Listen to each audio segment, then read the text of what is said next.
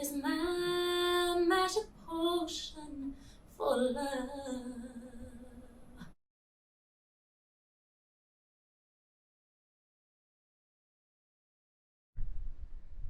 So we're at Seven Drum City, which is the rehearsal space and music school that I teach voice lessons at. And I'm gonna go inside and talk a little bit about my music and the DC soul music scene.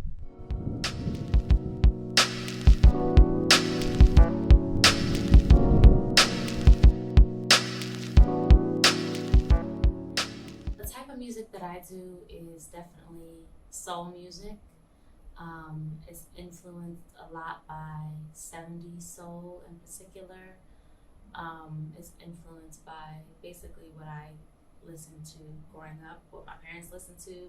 So that's everything from Minnie Riperton to Stevie Wonder to Earth, Wind, and Fire to the Isley Brothers to Gil Scott Heron, and then moving up to like Anita Baker, Luther Vandross, and then 90s R&B, Faith Evans, Mary J. Blige, and then also of course like what's going on now, and like newer artists like I love like Leanne LaHavis and Corinne Bailey Ray, and some people that I like to listen to. But my music is definitely soul based with a lot of also jazz influences as well, because my dad really loves jazz music. So I grew up listening to a lot of like Miles Davis and Ahmad Jamal and things like that. So I think you can definitely hear that influence as well.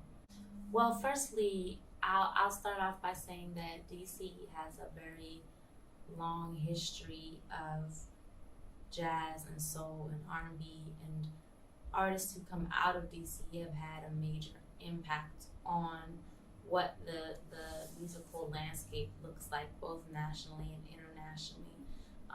For example, the guy who started Atlantic Records, which was one of the major labels representing a lot of black artists, he started in DC, and most of the artists that he signed first, he found performing on U Street, which is like a major corridor in DC and like a major center of music history, and then you have people like Marvin Gaye, who obviously became the Prince of Motown, is like one of the biggest R&B artists ever, and then you have people like Michelle Ngiacello, who's like went to Duke Ellington School of the Arts here, and had a big impact in the 90s and early 2000s, and is still doing really incredible work now. So I think that it's like something about DC. I think it's a combination of it being like a black city, so like just a lot of culture here, and also having Howard University here as well, having Duke Ellington School of Music here, or School of the Arts, but has an incredible music program, and I think all of those things together really make DC kind of like a rich breeding ground for really incredible vocalists and songwriters and musicians. And I mean, some of the most talented people I know are from DC or have lived here for a long time and really made their impact here. So I think it's important to keep an eye on DC as a really important kind of, as a really important place in definitely the soul music scene in particular. I think that the world is definitely ready to take in what DC has. I think it already is. It just doesn't know it yet. I think DC kind of like flies under the radar because nobody thinks of DC as like a music city, but it kind of always has been a music city for real, for real. And I think that like people have been kind of accepting and celebrating DC artists for decades now without realizing that they're DC artists. So I think that DC definitely is and will continue to make an impact, definitely. I think for me, being a DC based artist has a lot to do with also being a DC native. So the culture and history of the city is really important to me in everything that I do.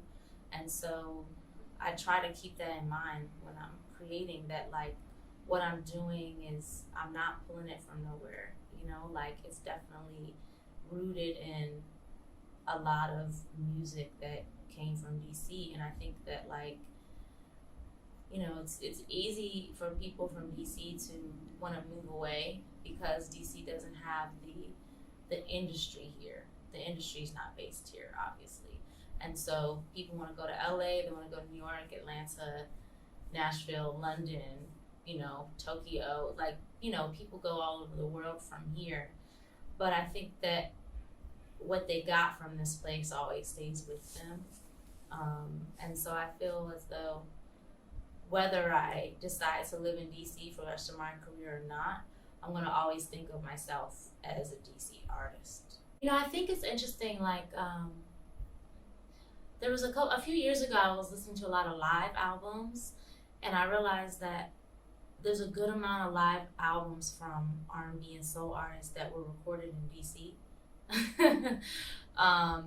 And I think it's because DC audiences really have an energy, like, and I think part of that comes from like the go-go culture, like really appreciating live music and the energy that live music brings, and being able to give that energy back, because like go-go from the beginning was really an exchange, like a conversation between the band and the audience, not even really the audience, because they're so involved in it, everything's call and response, like everything's about an energy exchange.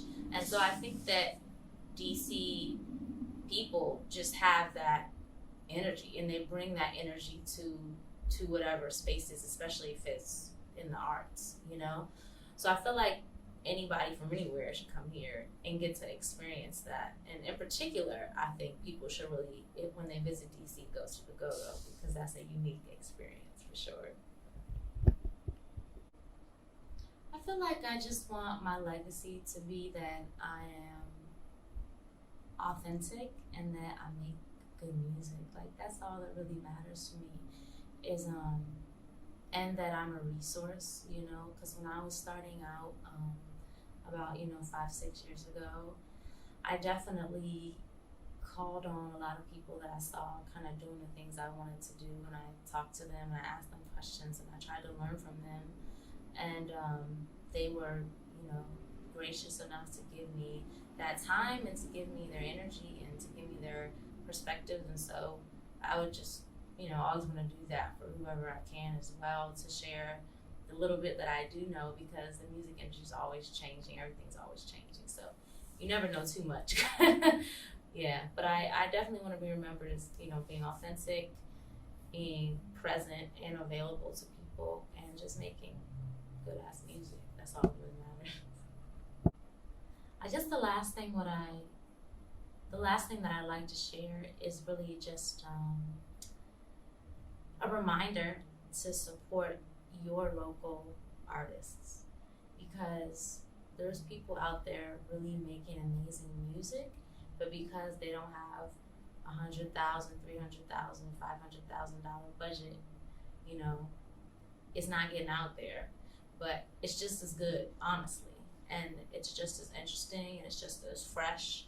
And so I would implore whoever's watching this to take the time to not listen to the radio for a week and try to find new music, and specifically music from where you're located, whether it be your hometown or wherever you're living now.